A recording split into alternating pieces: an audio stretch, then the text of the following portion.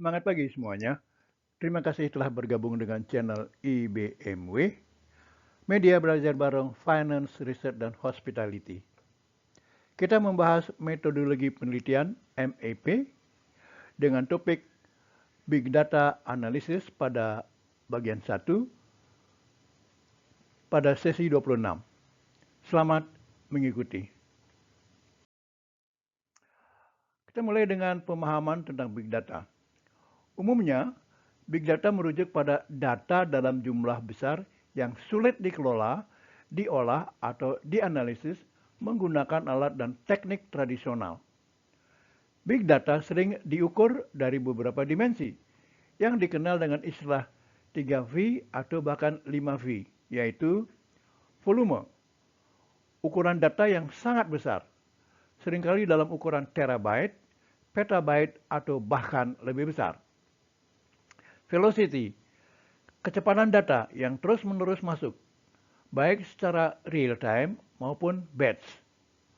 Variety, data berasal dari berbagai sumber dan berbentuk beragam, seperti teks, gambar, video, log, dan data sensor.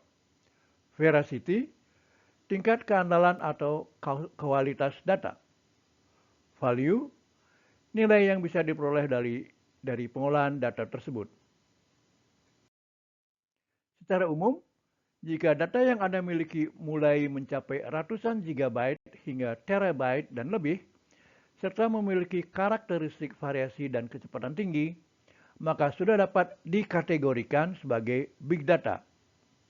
Tidak ada angka pasti, karena ini juga bergantung pada teknologi pengolahan data yang digunakan.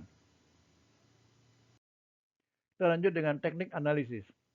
Berikut adalah beberapa teknik utama yang sering digunakan, yaitu analisis asosiasi, dalam kurung association analysis. Teknik ini digunakan untuk menemukan hubungan atau pola antara item dalam dataset besar. Misalnya, dalam analisis keranjang belanja, teknik ini dapat mengidentifikasi produk mana yang sering dibeli bersama. Data mining dan text mining. Data mining menggunakan metode statistik dan pembelajaran mesin untuk menemukan pola dan informasi bermakna dari big data. Contohnya, mengidentifikasi segmen pelanggan yang paling mungkin tertarik pada produk tertentu.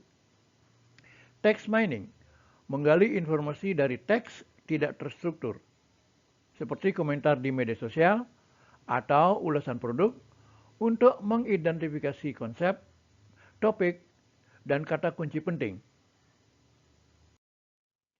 Analisis deskriptif, dalam kurung descriptive analytics. Teknik ini digunakan untuk memahami apa yang terjadi dalam data dengan menggunakan visualisasi data, ringkasan statistik, dan laporan berbasis data. Hal ini membantu memberikan gambaran menyeluruh tentang peristiwa dan tren masa lalu. Analisis diagnostik atau dalam kurung diagnostic analytics fokus pada mengidentifikasi penyebab atau faktor yang mempengaruhi suatu peristiwa tertentu dalam data.